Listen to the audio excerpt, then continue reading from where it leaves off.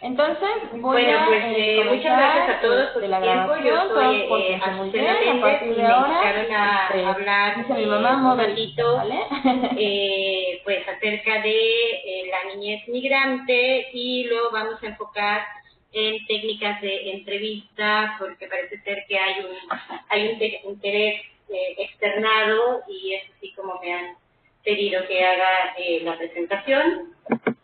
Entonces, como ven, pues el título es Niñez Migrante, técnicas de entrevistas para niños, niñas y adolescentes. Pues como introducción, vamos a hablar un poco de los datos, de cómo se ha ido presentando el fenómeno de niñez migrante en México.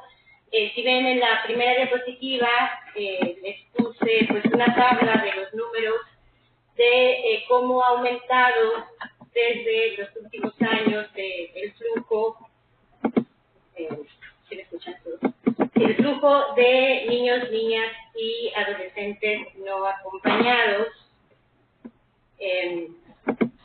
Donde, bueno, podrán ver que pues se triplicó del 2009 al 2013, pues esta cifra de niños en la ruta migratoria. Pues este fenómeno no se detuvo ahí, sino que en el año pues 2015, el año pasado tuvimos un número importante, sería un número importante de niños no acompañados y de niños en general en la ruta migratoria, y este año pues el aumento continúa. Con una dinámica en la que también pues se ha escuchado mucho que se ha dado mucho énfasis a los niños, niñas y adolescentes no acompañados. Sin embargo, pues también hay una presencia mayor de grupos o núcleos familiares que se presentan en esta ruta. Entonces, pues bueno, ahí también les pusimos algunas cifras en donde podrán ver en la diapositiva que sigue, que no sé si la cambiaron, pues bueno, cómo el número de niños sigue siendo niños, niñas y adolescentes es alto en este periodo en este periodo del año. Incluso en las cifras hasta ahora, pues de los niños que también se pueden percibir, porque recordemos que dentro de la historia de la migración reciente en esta región del mundo, pues también han aumentado los operativos gubernamentales, en la cual pues la presencia de niños, la presentación de niños ante el Instituto Nacional de Migración y su llevada hacia algunos albergues del DIF, pues ha sido mayor, porque también ha sido mayor este número de operativos, y por lo tanto no es solo que aumente el número, sino que también están más a la vista, debido a que pues, están presentes. Un dato interesante también resulta en que los adolescentes pues son una cifra considerable, son los varones, adolescentes, un número importante. Sin embargo, pues también las niñas, y son estas niñas y adolescentes mujeres que no son tan visibles dentro de las estadísticas que se tienen de manera oficial. Sin embargo, cuando analizamos la dinámica de los niños que llegan a Estados Unidos, lo cual significa que han atravesado México, pues encontramos que también hay un número importante de niñas y adolescentes mujeres que pues no se perciben en las estadísticas de México.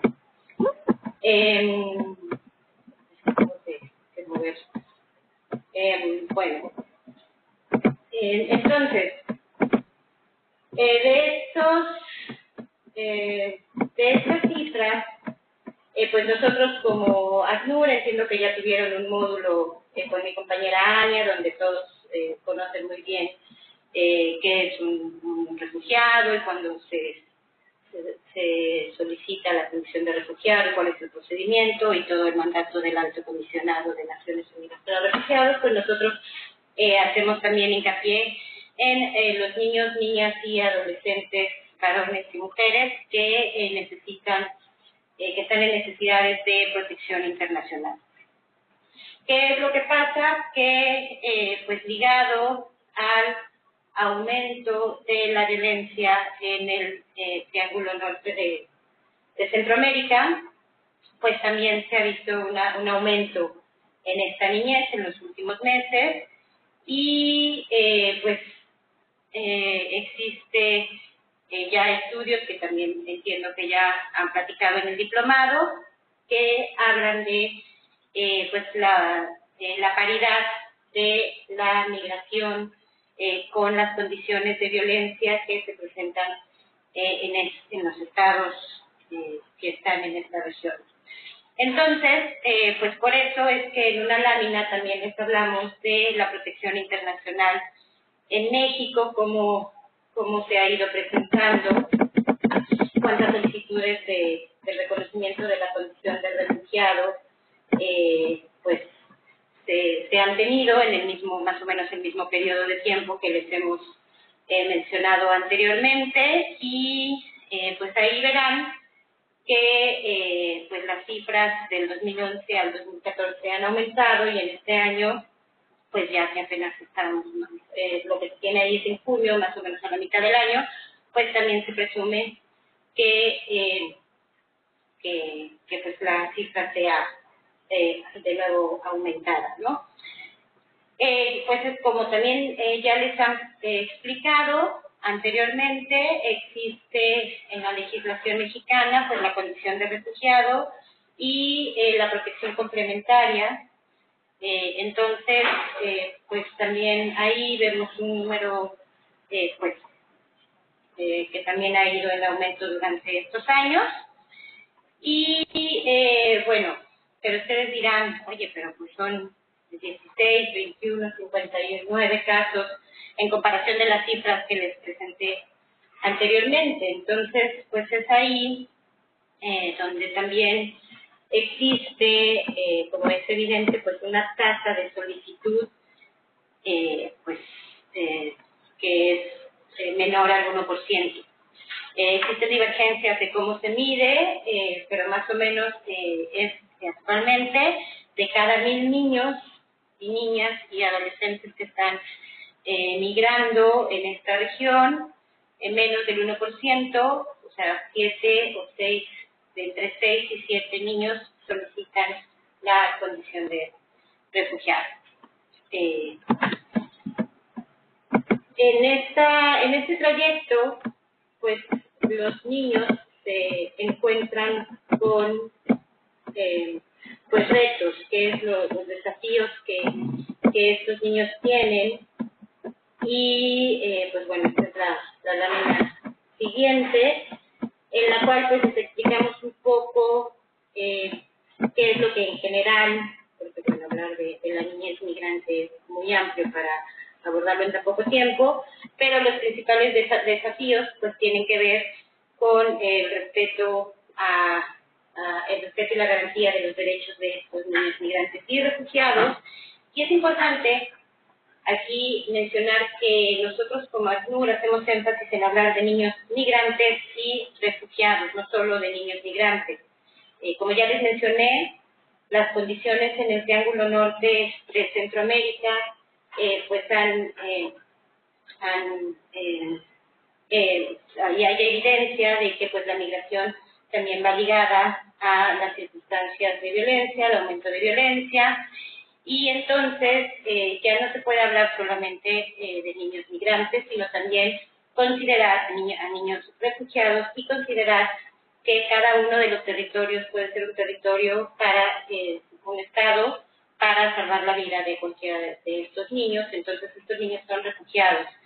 Creo que en su momento mi compañera Ania les habrá mencionado esto, pero creo que es importante repetirlo, y es que el refugio es, cuando se habla de reconocimiento de la condición de refugiado, es porque el Estado reconoce que existen las circunstancias para que una persona sea refugiado. Cuando la persona es refugiado, pues aún antes de este reconocimiento, la percepción, el temor fundado, existen aún antes de ese reconocimiento del Estado. Entonces es un estatuto de reconocimiento que los Estados dan. Por eso, como los niños son migrantes por su condición de movilidad, también son refugiados por su condición de peligro y de temor fundado. Entonces, por eso hablamos de niños migrantes y refugiados.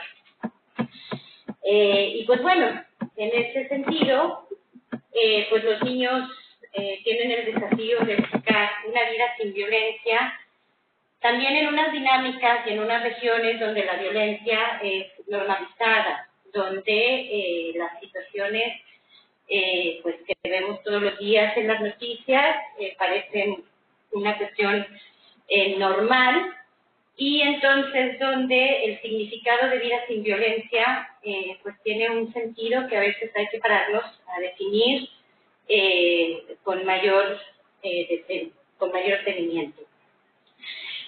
Pues como ustedes saben, el interés superior del niño es un principio del derecho internacional de los derechos humanos de los niños, está reconocido en la convención del niño, y en ese sentido pues también existe todavía un reto de cómo identificar y valorar ese interés superior en la versión. Aunque la legislación ha ido evolucionando, los estados pues han tomado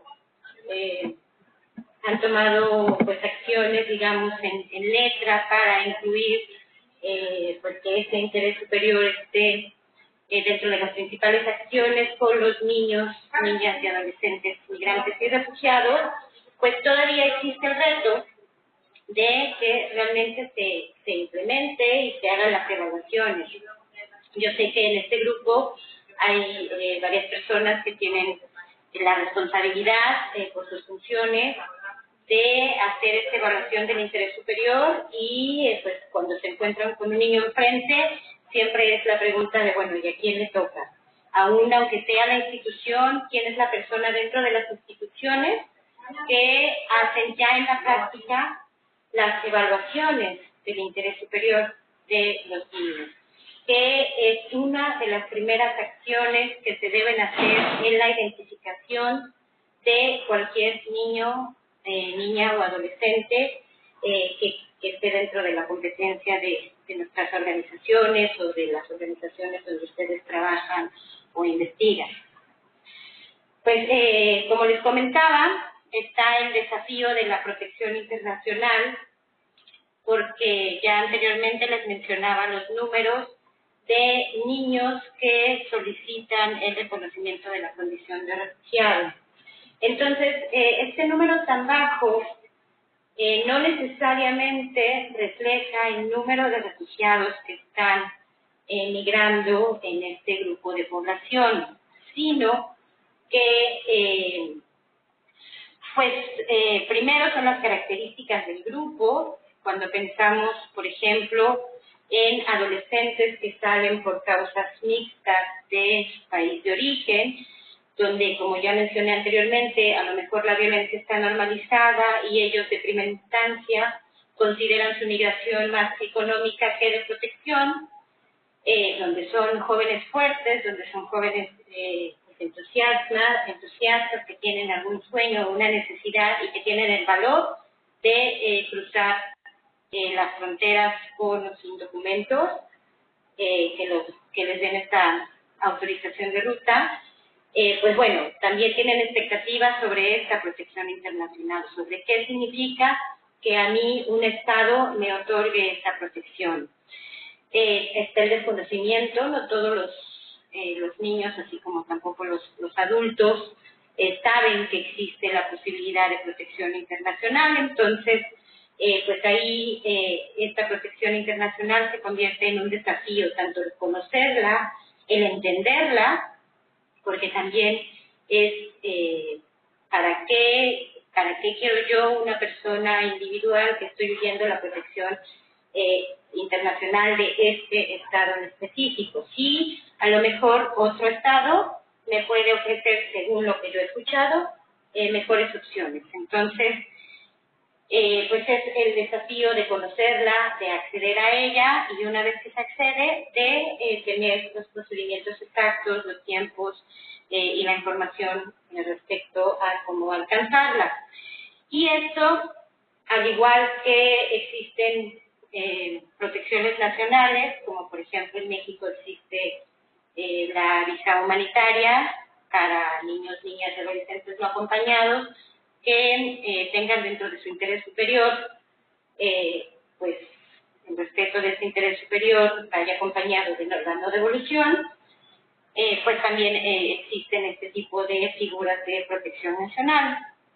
Solamente que pues el desafío es tener la representación legal para acceder a estos recursos.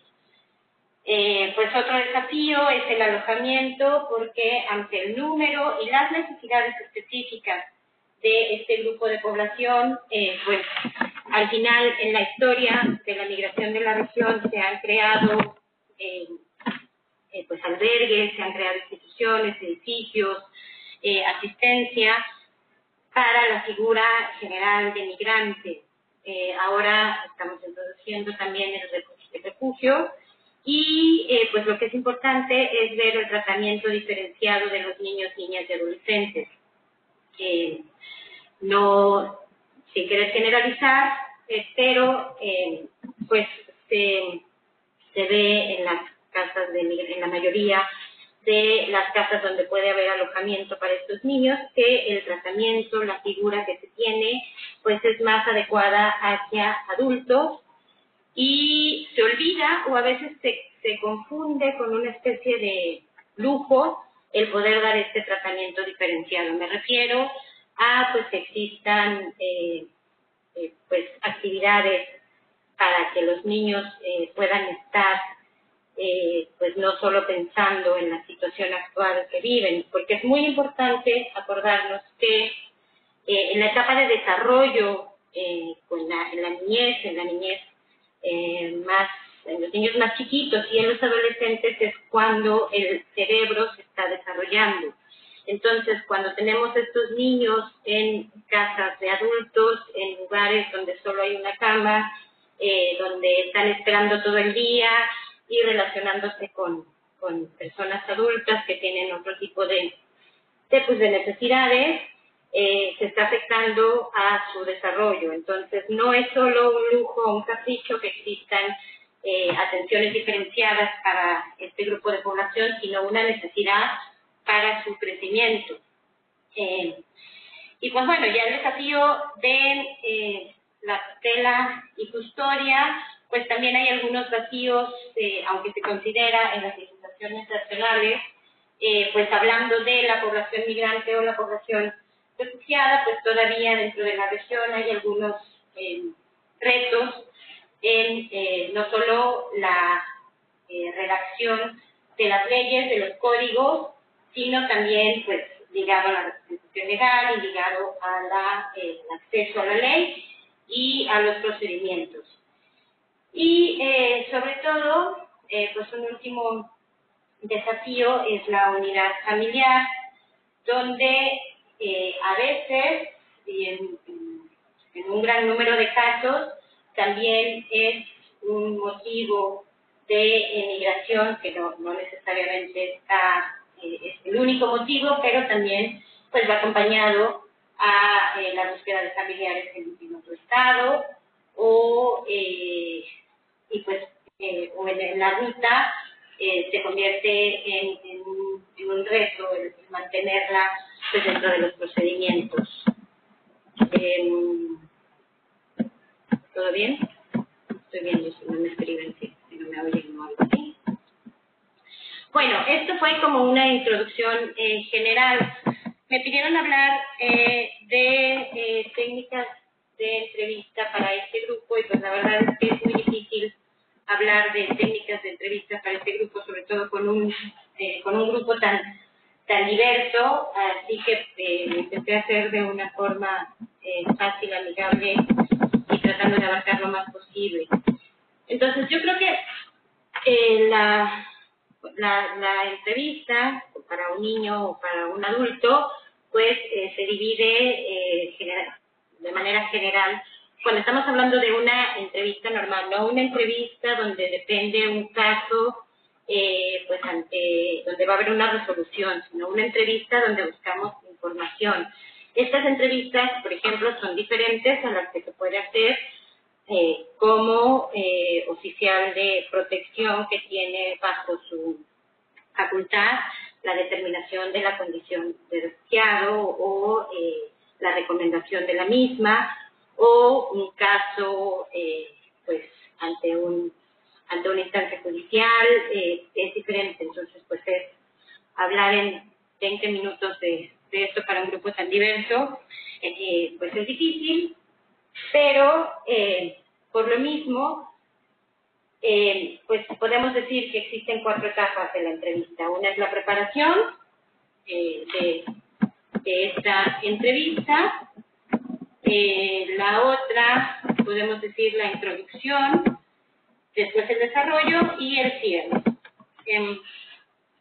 La preparación tiene que ver algo muy importante que yo lo he visto en la práctica, en las prácticas de varios actores, y es el autolimitarse como personaje, como entrevistador. Ahí les pongo en la diapositiva, como primer punto, cuál es el objetivo. ¿Quién está facultado para hacer ese objetivo? ¿Qué quiero yo con la entrevista? Pero ¿qué quiero como institución? ¿Y qué busco de forma en que yo vaya a ayudar o a colaborar o a tener un resultado con el niño de mi institución, o que yo como persona pueda hacer sin dañar al niño, niña o adolescente que tengo enfrente? Lamentablemente vemos personas, o sea, todos estamos preocupados por la situación de un niño que pues está solo o está acompañado, quizá está acompañado por una persona que sospechamos que le puede estar causando algún mal. Pero ¿qué puedo hacer yo ante esta situación y qué información necesito para saber qué es lo que yo puedo hacer? Entonces es muy importante conocer eso antes de abordar a un niño, porque conocer los motivos de persecución, si tuvo una huida interna, si alguien lo ha agredido sexualmente, si fue un familiar, son datos que si no vamos a hacer nada con eso concretamente, no los necesitamos. A lo mejor solo necesitamos saber que tiene un temor, dónde fue. Entonces, es importante que en la preparación de esta entrevista conozcamos nuestras instituciones, conozcamos qué podemos hacer, más allá de la curiosidad buena de conocer el caso.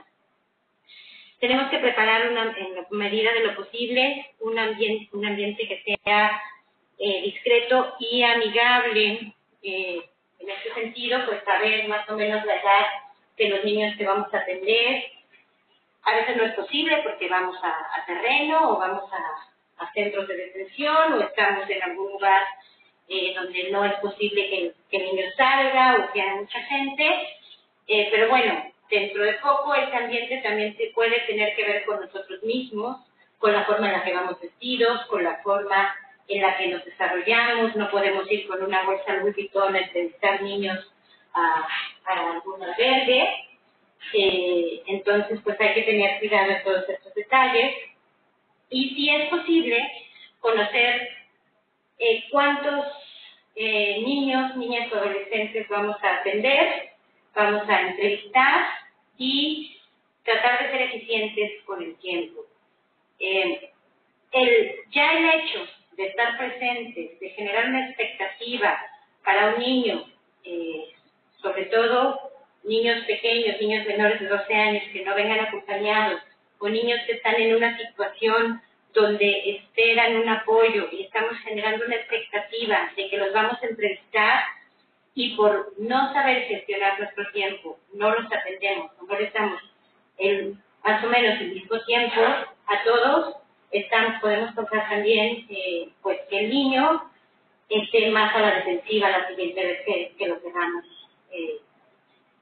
hablar con él, o que otra persona quiera conocer su historia o sus motivos o sus necesidades.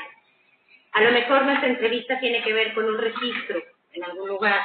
Entonces, cuando vemos cuál es el objetivo, yo necesito saber el número del nombre, la edad, si tiene miedo o no, hacia dónde va tal vez, y ya, si a lo mejor el niño en algún momento empieza pues, a desplayarse, también tengo que buscar los mecanismos en los cuales considere los demás niños que tengo que registrar, por ejemplo, ¿no?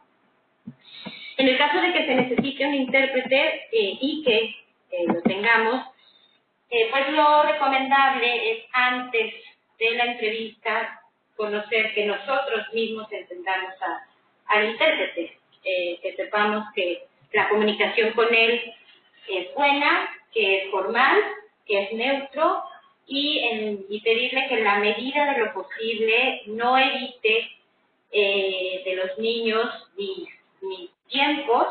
Es muy importante los tiempos de hablar cuando se trata de detectar algún trauma, por ejemplo, cuando se está hablando de distintas memorias que se tienen dentro del cerebro. Entonces, el intérprete debe apegarse a que si el niño está hablando en pasado o en presente o en futuro, lo traduzca tal cual, que entienda nuestras preguntas, que esté familiarizado un poco con el vocabulario, los tecnicismos, aunque no preferimos no usar tecnicismos con niños, pero bueno, es importante preparar también al intérprete.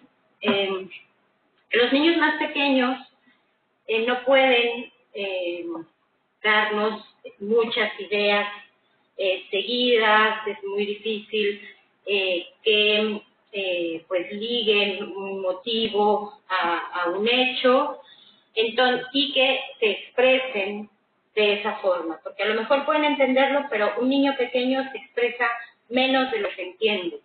Entonces, pues es importante tener algún material que nos ayude, como puede ser dibujos, pueden ser muñecos, fotos, mapas. Pues en la entrevista también es importante considerar temas de género, tanto de hombres, mujeres, como de la comunidad LGBTI. Saber, pues generalizando, no es una regla, pero a lo mejor un adolescente varón prefiere ser entrevistado por un hombre, pero si ha sido víctima de violencia sexual, a lo mejor va a preferir una mujer. Entonces, pues hay que tener también, si es posible, dentro del personal y del número de personas con las que contamos para hacer estas entrevistas, tenerlo en cuenta. Y es muy importante, antes de la entrevista, saber qué redes de atención tenemos respecto a salud, pues a violencia sexual, a procuración de justicia, los albergues, abogados, y no llegar o no hacer la entrevista sin tener datos de hacia dónde vamos a poder guiar a este niño, porque como les digo, estamos generando una expectativa dentro del niño, está esperando algo de este adulto que se ha tomado el tiempo para hablar con él, y tenemos la responsabilidad pues de no dejarlo a la deriva. Entonces ya después de que hicimos esto, que como ven es importante, es trabajoso, pero de muchas de estas cosas va a depender que en la entrevista obtengamos la información que queremos o necesitamos para pues los objetivos que tengamos con respecto a esta entrevista. Les recuerdo, si por ejemplo nuestra entrevista va enfocada en una investigación, pues hay que recordar que estamos hablando con personas en desarrollo, con niños que pueden tener reacciones que a lo mejor están en una situación postraumática. Entonces, pues en la medida de lo posible, pues tratar de evitar que sean estadísticas, nada más, ¿no? Eso es muy importante para no dañar al niño. Y si la investigación es muy importante y necesito conocer estas estadísticas, o mi jefe me lo pidió, o no sé, tratar de ir acompañados de psicólogos que den contención, de personas que puedan devolver al niño en el punto en el que lo encontramos o mejor. Entonces, bueno, ya llegamos a la entrevista. La fase introductoria, pues es sobre todo presentarnos quiénes somos y qué queremos y para qué. Tenemos que verificar el nivel de entendimiento del niño, que esto se puede hacer, no hay una fórmula, pero a lo mejor platicando cosas que no necesariamente tengan que ver con la entrevista, sino pues hablarle, por ejemplo, de una revista, del lugar en el que está, el saber qué tanto nos entiende en lo que estamos hablando y pedirle que explique.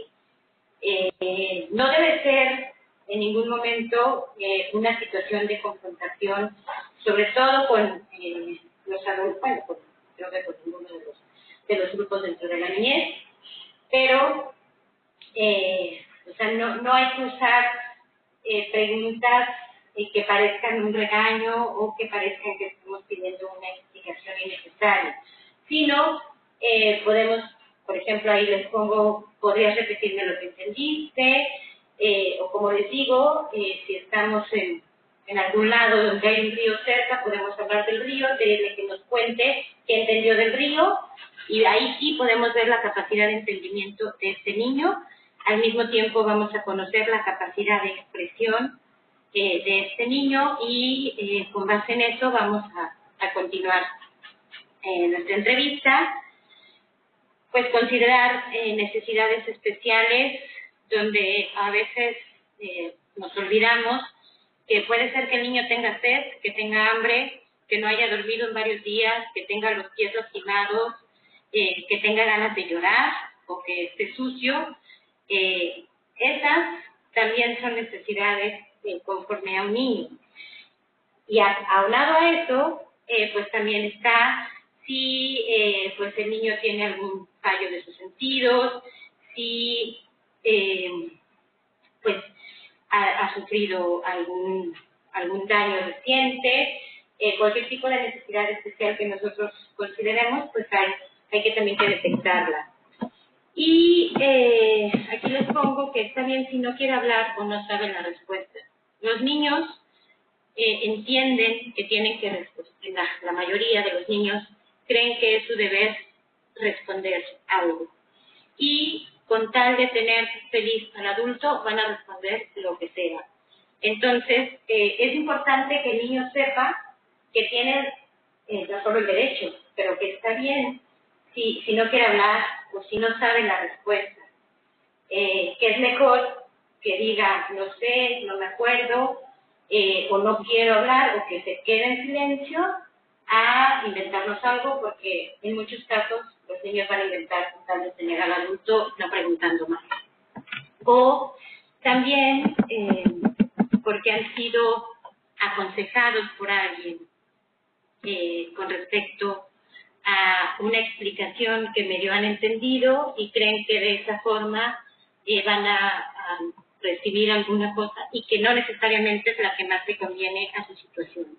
Entonces, este vínculo, este momento de introducción a la entrevista es muy importante porque estamos formando este vínculo con la personita que tenemos enfrente para que nos pueda expresar y que sepa qué esperar de nosotros y nos cuente un poco más de cuáles son sus necesidades. Y pues hay que explicarle, si es que esto va a ser confidencial, pues que va a ser confidencial, explicarle qué es confidencial, no decirle confidencial, sino hablar en un lenguaje en que el niño, aunque sea un adolescente, hay que recordar también los niveles de estudio de cada persona, pues que el niño pueda saber. Y si lo vamos a compartir con alguien, como por ejemplo lo que les decía, estoy haciendo una investigación y necesito estadísticas, pues explicarle, esto va a ser una estadística, pero tu nombre no va a aparecer. Siempre hay que recordar que tenemos una persona enfrente que tiene el derecho a saber qué vamos a hacer con esa información y que entre más sepa, más se va a abrir con nosotros para pues explicarnos de qué forma lo podemos asistir o apoyar. Ya se me va mucho el tiempo. Bueno, en el desarrollo de la entrevista, hay principios generales, como es que hay que tener una actitud neutral, no juzgar, no confrontar. Aquí, yo algo que lamentablemente he visto es que somos todólogos y opinamos, y cuando estamos en la vida, hablando de la vida de otro, sin querer, porque es a veces una cuestión cultural, opinamos. Un ejemplo, pero ¿por qué te expusiste a este peligro? ¿Por qué regresaste a tu casa? ¿Qué no pensaste en irte? Ahí, con el tono de la pregunta, le estamos diciendo que hizo mal al hacer una cosa. Y eso ni nos va a dar más información, preguntado de esa manera, ni nos va a ayudar con el caso que tenemos enfrente.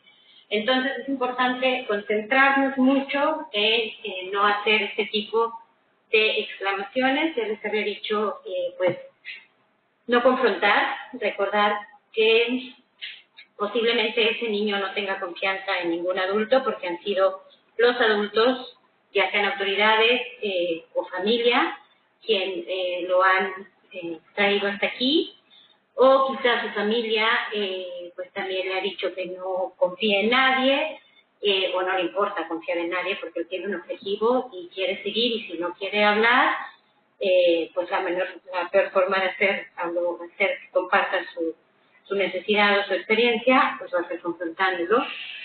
Tener una escucha activa es decir, ajá, ok,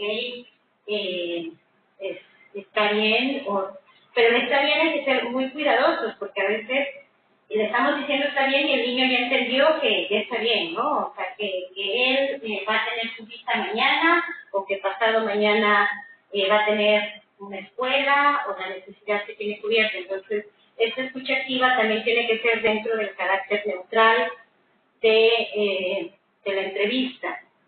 Pero es importante porque eso al niño le va a permitir continuar hablando, y también hay que invitarlo a esta escucha activa en la que él sienta la confianza de ponernos cara de no entiendo nada, me estás aburriendo, para que también nosotros sepamos que lo estamos aburriendo y que no nos está entendiendo.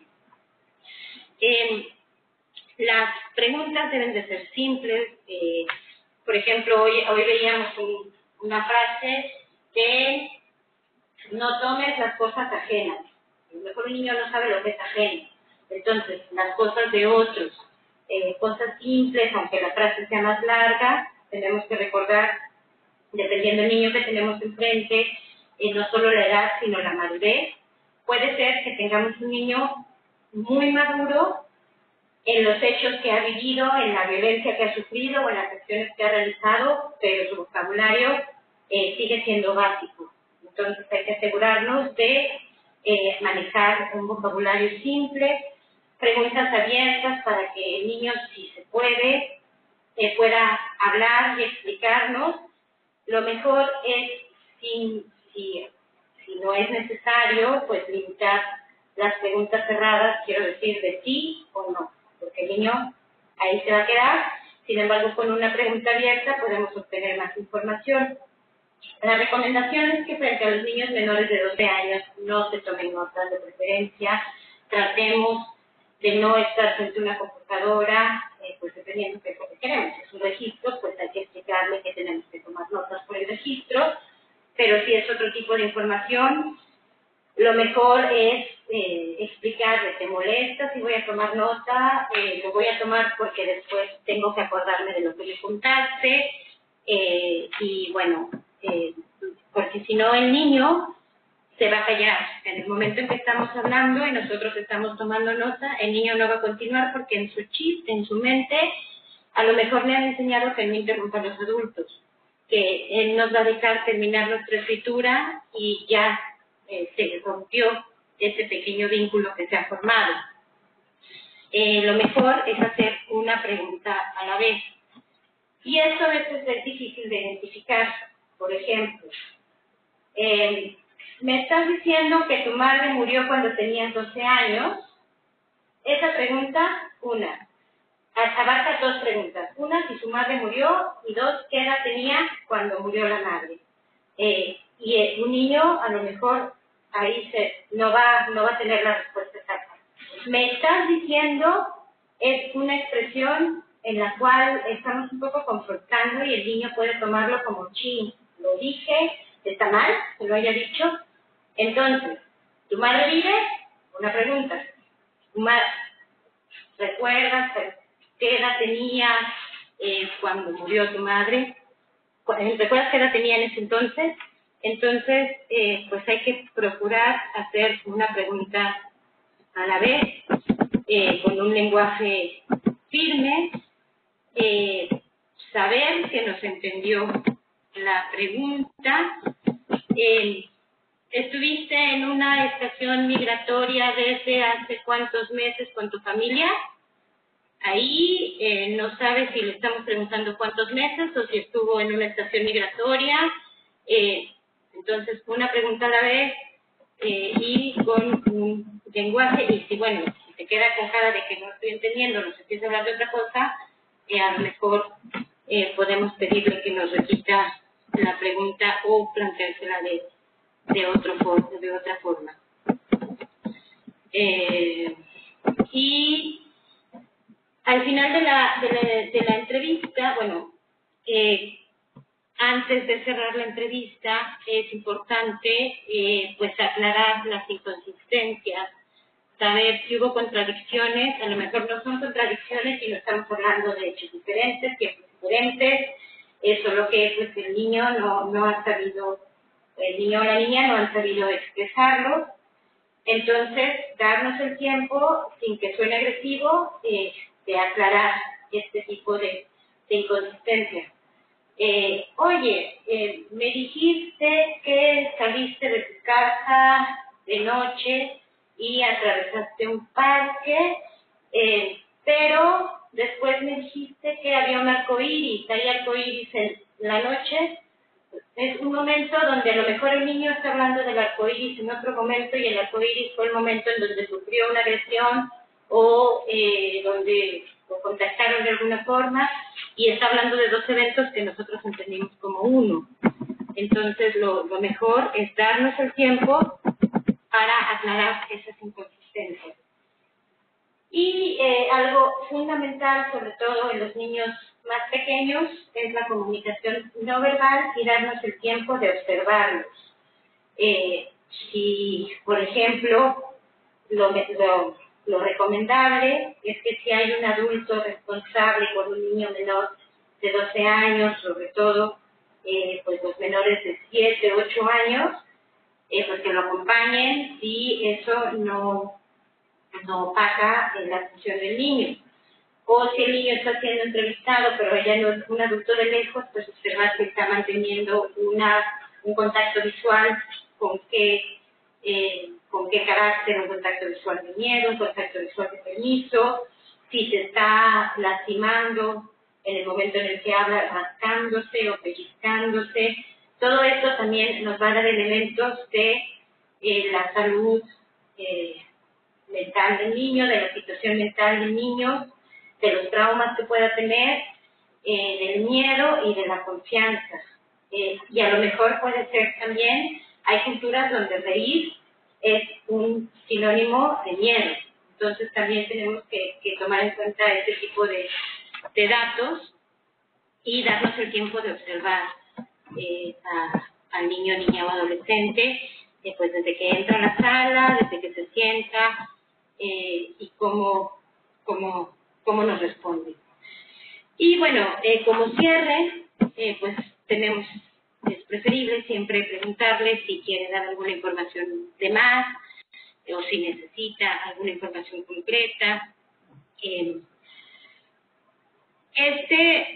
Este momento de cierre de entrevista puede ser o es uno de los momentos donde si el niño ha sido invitado a contarnos una historia que no es cierta, este momento es un momento en el cual el niño puede abrirse a decir que no es cierto, no nos va a decir que no es cierto, pero pues muchos de los niños se sienten culpables y tienen un problema entre estarle fallando a una familia o a alguien que le dijo que contara algo que no es verdad y contarlo.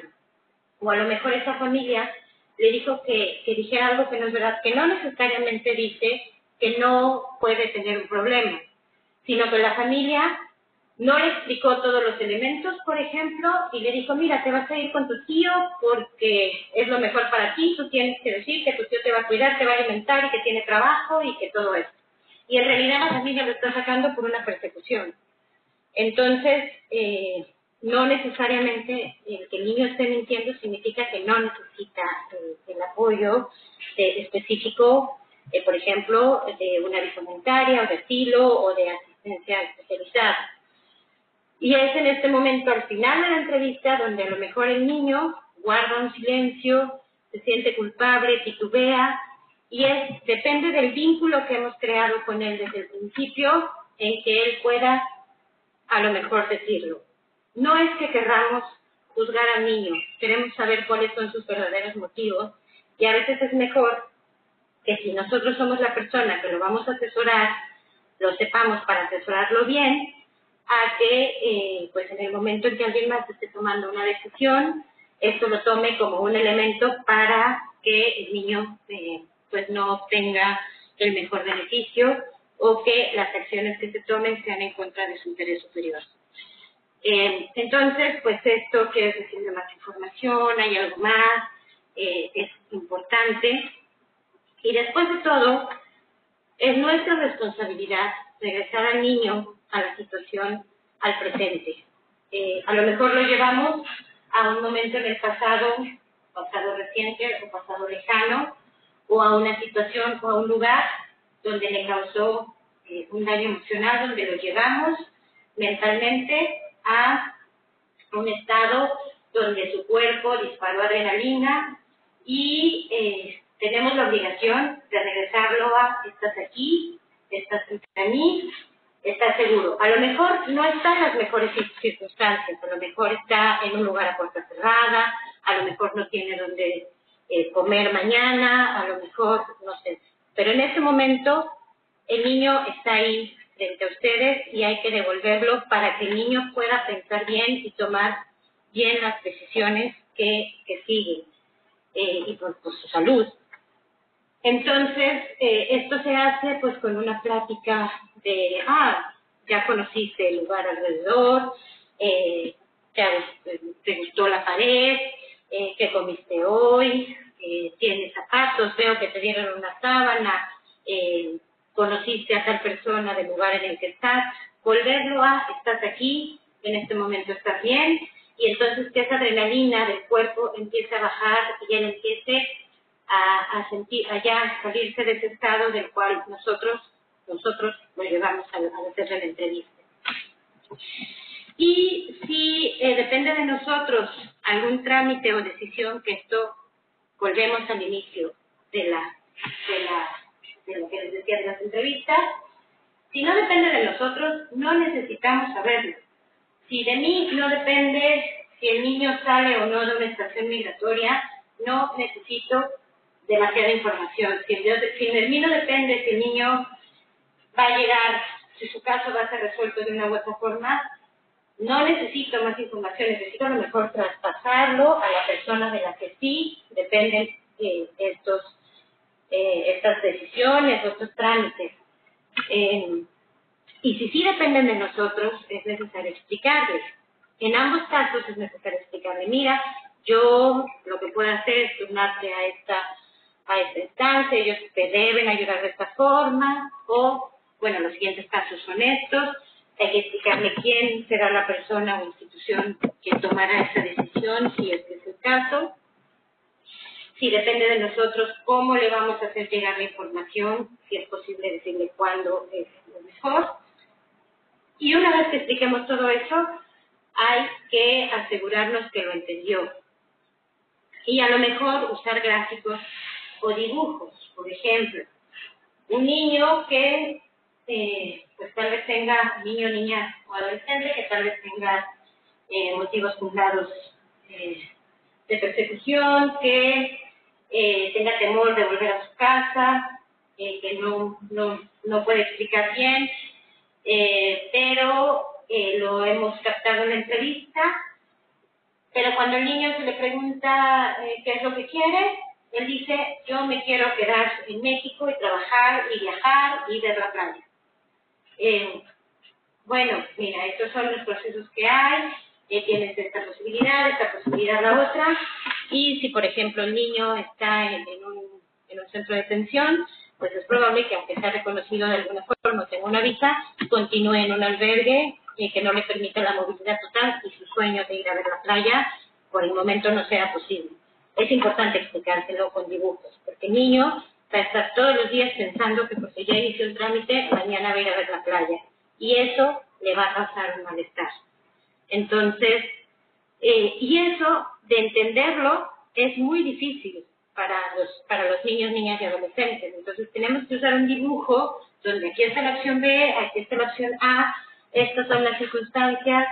¿Lo entiendes? ¿Me puedes explicar qué es lo que te acabo de dibujar? Y bueno, en mi experiencia, el 80% de los casos, cuando llegas a la parte de que no va a poder salir a la playa mañana, no lo entendieron, porque ahí están bloqueando o dando esta prioridad a su objetivo. Entonces, y es importante que en este devolver al niño al presente, también lo hagamos consciente de su situación y que conozca cuáles son sus opciones. Y bueno, con esto creo que, igual que entendí, esto se termina a las 8. Y con esto pues termino la entrevista, la presentación.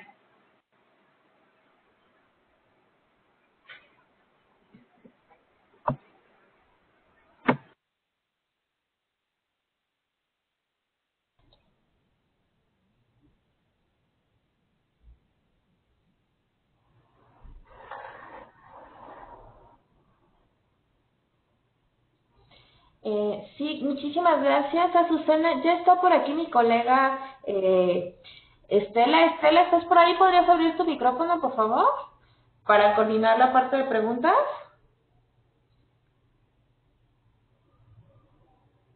Bueno, en lo que abre el micrófono Estela, pues quisiera agradecerte, Azucena. Ustedes no saben, los participantes que están acá con nosotros, pero Azucena ha sido de las grandes cómplices de este proyecto. Gracias a ella se nos han abierto muchas puertas y ha sido una fiel impulsora y creyente del diplomado. Gracias a ella muchos de nosotros estamos aquí.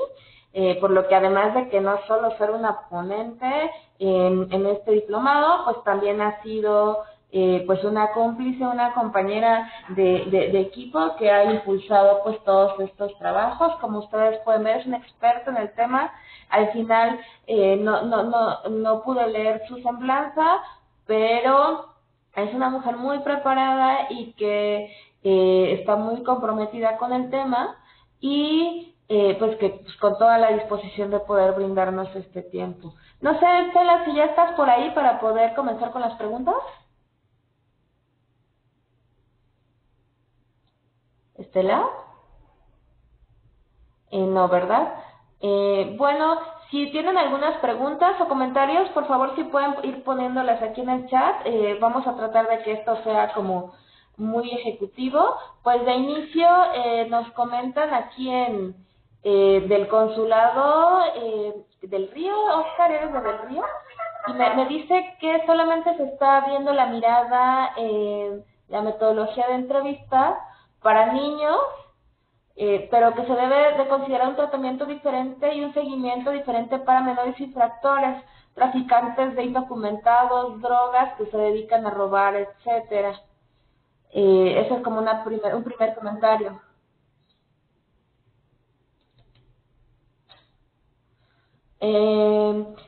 También Carlos Enrique del Río no está de acuerdo con Oscar, dice allá en Estados Unidos vemos muchos casos de menores infractores que son guías o cruzan cosas. No son necesariamente como los migrantes que podrían necesitar refugio. Ana Claricia en Fresno nos dice que no tienen casos de menores no acompañados. Y bueno, Carlos, sobre el tema de menores infractores, pues que pues al final de cuentas, por supuesto que no dejan de ser menores de edad. Son recomendaciones para una entrevista y creo que al momento de hacerla sabremos que todos los casos son distintos y es necesario tener intención para realizar. ¿Tienen más comentarios? Por favor, vayan poniendo acá. Azucena, te regreso la palabra. Sin embargo, empezar una entrevista para poder comentar pues con que el niño es menor infractor, así nada más, nos va a cerrar más la comunicación que abrirla. Entonces, estas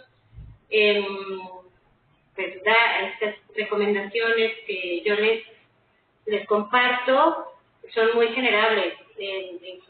Pues, efectivamente, existe una estrategia pues para los diferentes tipos de niños, por decirlo así, de las clasificaciones, pero pues un traficante de indocumentados de droga o que se dedican a robar no necesariamente lo excluye de la necesidad de protección internacional. Esto es importante decirlo. Existen cláusulas dentro del derecho de los refugiados que guiarán hacia esa exclusión, pero el reconocimiento del temor va antes. Y pues bueno, efectivamente, pues en Estados Unidos, en toda la región, lamentablemente se ven menores infractores, pero bueno, aquí estamos hablando de una entrevista general de cuando se tiene a un niño, niña o adolescente extranjero con nosotros. Y pues depende también de la instancia en la que estemos hablando. Por eso dije, estas entrevistas, pues no son, estas recomendaciones serán diferentes para un oficial de protección de un organismo que hace la recomendación. No todas las recomendaciones, porque muchas, en realidad todas aplican, pero habrá especialidades, especificaciones para cada caso. Y respecto a Clarisa, no necesariamente las entrevistas tienen que ser con menores no acompañados. Es importante recordar, como les dije, a lo mejor el menor viene acompañado de un adulto, pero no sabemos este adulto cuál es el vínculo. Entonces, pues también es importante considerar tener una estrategia de entrevista, una técnica de entrevista a los niños, niñas y adolescentes acompañados, que a lo mejor su interés o su interés superior es diferente a lo que el adulto con el que van está considerando. Entonces, no necesariamente tiene que ser para menores no acompañados, y creo que eso es lo que hasta ese momento dijeron.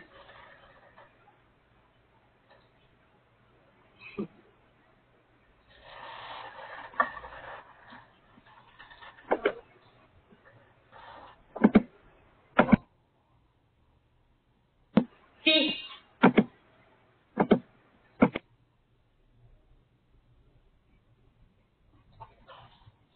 Sí, mira, tengo aquí un montón más. Si estás de acuerdo, las voy a juntar para que sea el paquete y a lo mejor puedes contestar varias como en una sola respuesta. ¿Estás de acuerdo? Perfecto. Mira, Cristian Villegas nos dice que en el caso de la mayoría de los chicos adolescentes que llegan, que solicitan la condición de refugio estando huyendo de la delincuencia, llámese maras o de otra forma, y por la violencia familiar. Jesús Ferrer nos dice que por supuesto, que creo que cada uno de nosotros tenemos perspectivas distintas dependiendo desde dónde nos ubiquemos y pues del papel que nosotros juguemos en el tema. Dafne Méndez desde Guatemala y nos dice que el tema es muy alarmante allá y es muy importante mencionar que muchos niños solamente hablan en maya. Pues Chantal, Gaby Solís, bueno, son dos personas que están en la misma sede, nos dicen que muchísimas gracias, que tu exposición fue explícita y que complementa lo que hemos visto en otras sesiones, que son tips para no caer en la victimización de los niños, niñas y adolescentes no acompañados. Y dice Mercedes Ruiz que pues, es una hora difícil, ahora es difícil abarcar pues todos los ámbitos. Y Santiago Cortés, que él es cónsul de protección en el Consulado de Fresno, California, te pregunta por qué no es recomendable usar las preguntas de por qué con los niños. José Calista Aguilar, de Guatemala, nos pregunta, si nos puedes indicar qué porcentaje de niños discapacitados transitan por esos lugares, ¿no? Marcia Gatica de El Salvador nos comparte que cree que efectivamente pues se ha orientado a intervenciones para niños migrantes refugiados, pero recientemente nos daremos cuenta para intervenir según el caso, la actitud de los niños suele ser distinto. Bea Gallardo de Guatemala nos pregunta si ACNUR puede intervenir en casos de familia de niños estadounidenses que fueron deportados junto con sus padres indocumentados a Guatemala hace más de 5 años. Pues si quieres seguimos. Guatemala. Los niños estadounidenses que los regresaron con sus papás que no tenían papeles. ¿Quieres que le siga o hasta ahí hacemos un segundo corte? ¿Azul?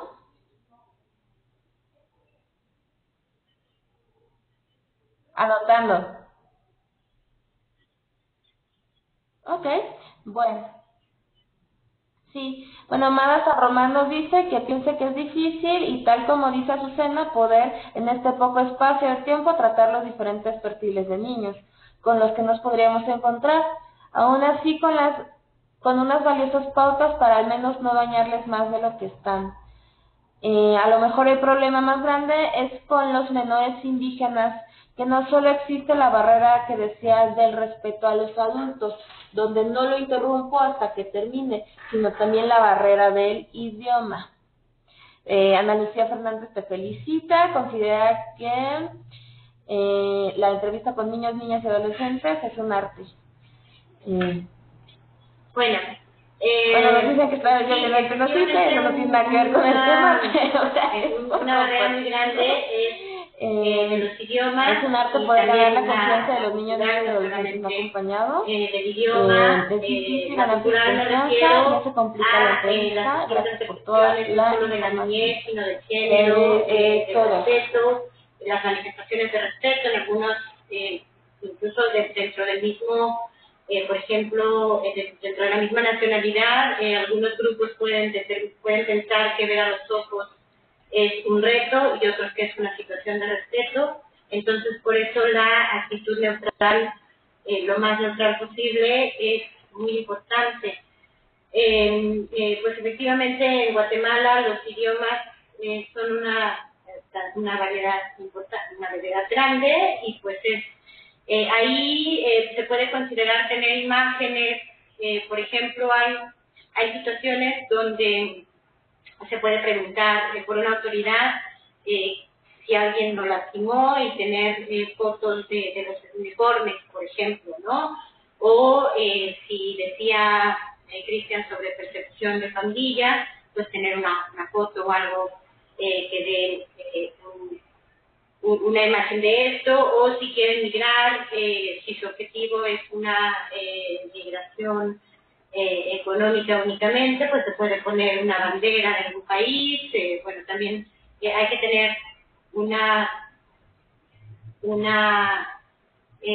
alternativa y no quedarnos nada más con que, porque al final tenemos al niño enfrente, y efectivamente ahorita Jesús me está diciendo que se tiene que manejar con mucho cuidado, estoy de acuerdo, pero pues por el hecho de no tener al intérprete ahí tampoco vamos a omitir la atención a este menor.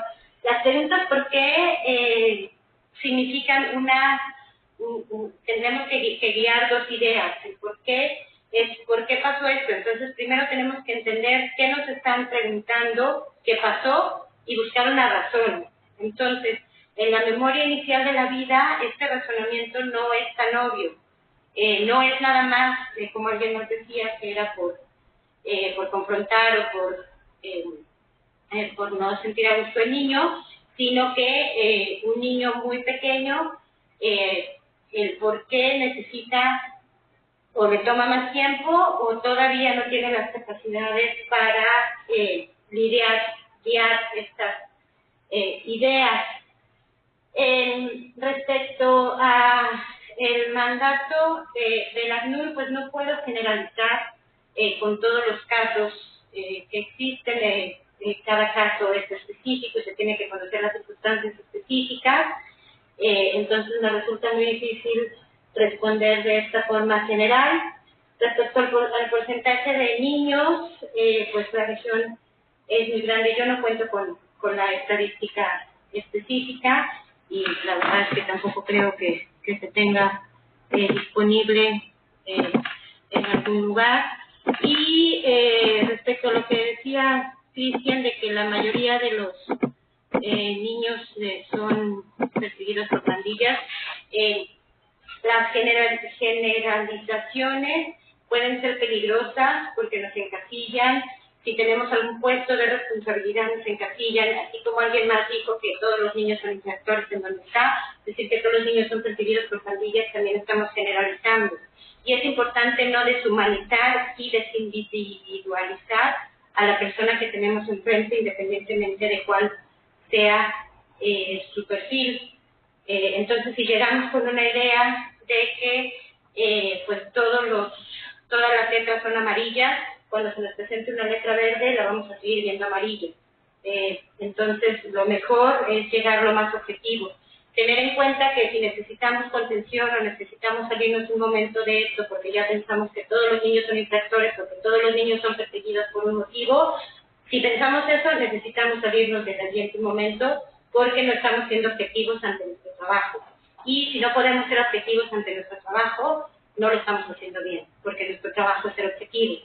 Al menos que realmente nuestro trabajo sea usar o, no sé, nos dediquemos a algo donde tengamos que decir que todas las letras son amarillas. Esto es importante, reconocer si estamos quemados, si estamos influenciados, si tenemos algún tipo de prejuicio. Si lo tenemos y todavía no nos damos cuenta, un dato que nos dice que lo tenemos, es decir, ningún niño es de esta forma o todos los niños son de esta forma. Eso es un síntoma de que necesitamos una pausa para atender a la niñez. Y bueno, a todos los que hicieron comentarios, gracias a ustedes también.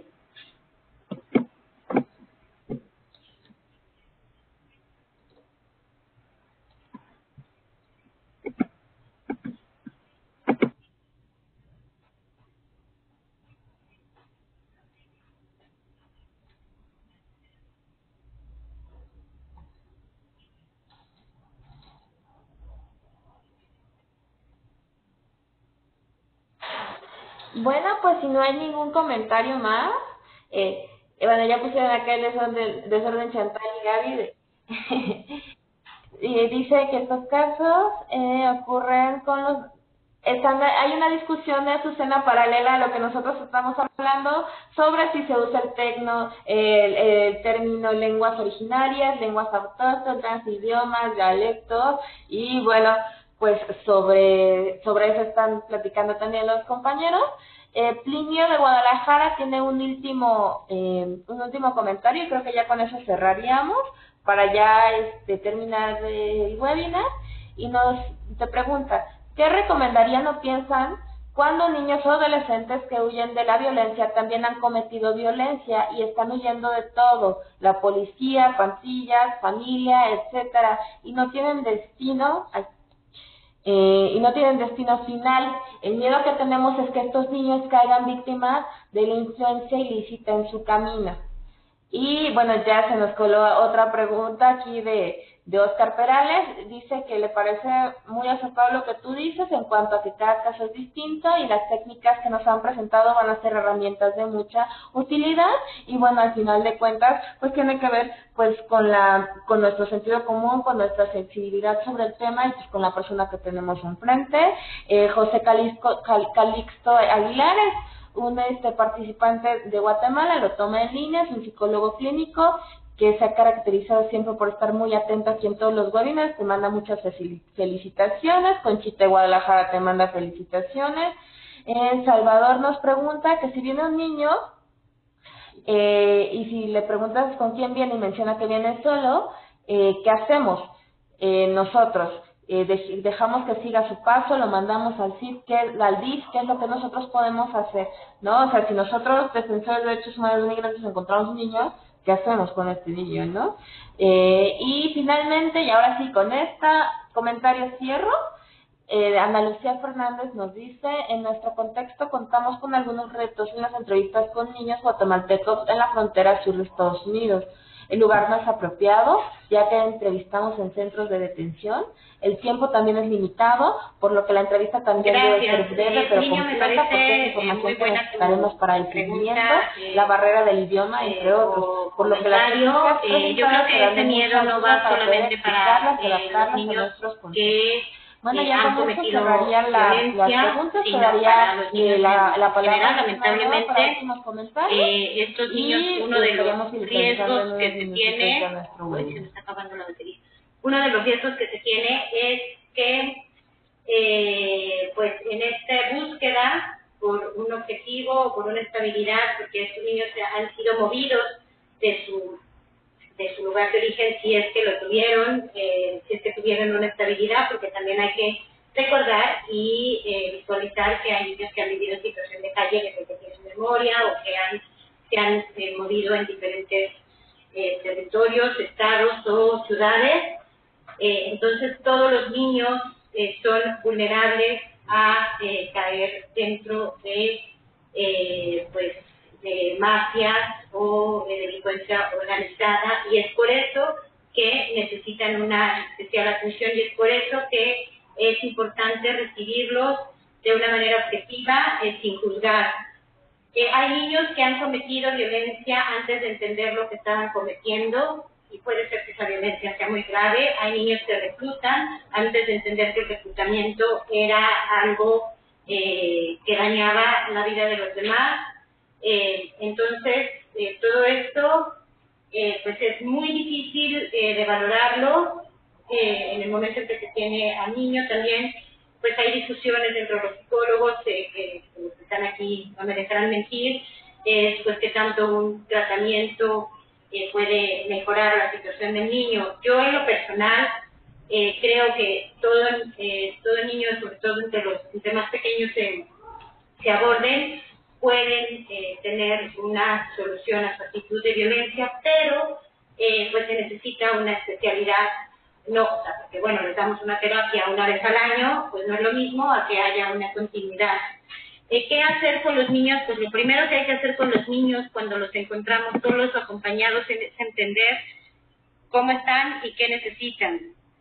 Y hay que darles la información que tenemos. El hecho de que el niño se esté comunicando con nosotros no significa que nos esté diciendo todo.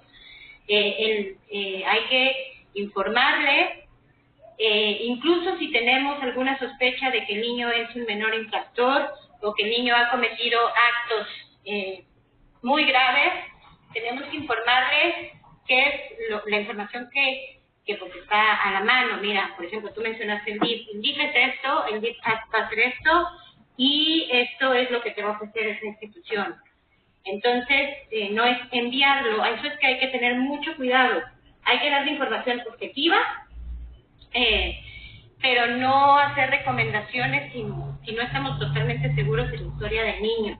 Y ya, pues, darle las herramientas para que el niño piense qué es lo que quiere, lo razone y tome las decisiones que estén a la mano, y si está dentro de nuestras facultades, que haya un psicólogo o una persona que pueda asesorarlo objetivamente a tomar esa decisión, pues bueno, eso es lo que hay que hacer, hay darle esa información. Y creo que ya.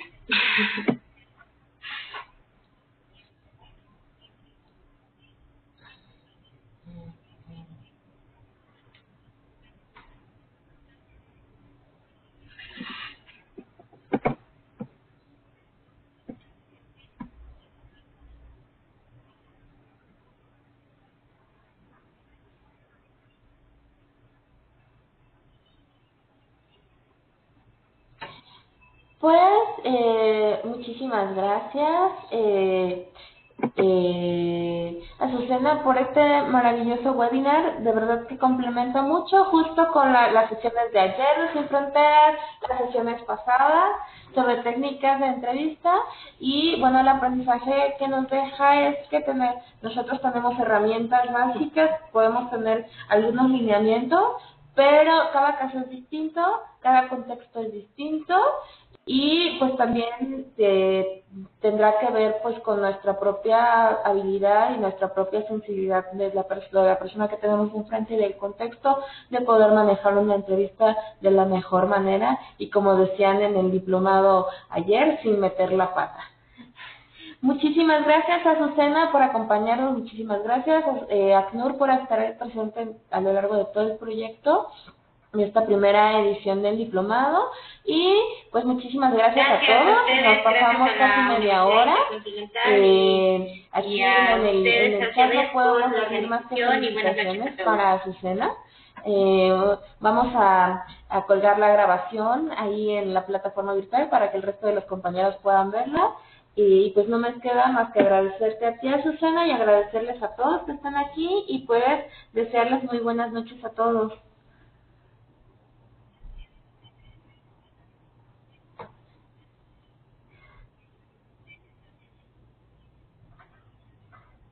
Sí, muchísimas gracias, Azucena. Nos vemos, chicos. Seguimos en comunicación. Un abrazo a todos. Bye.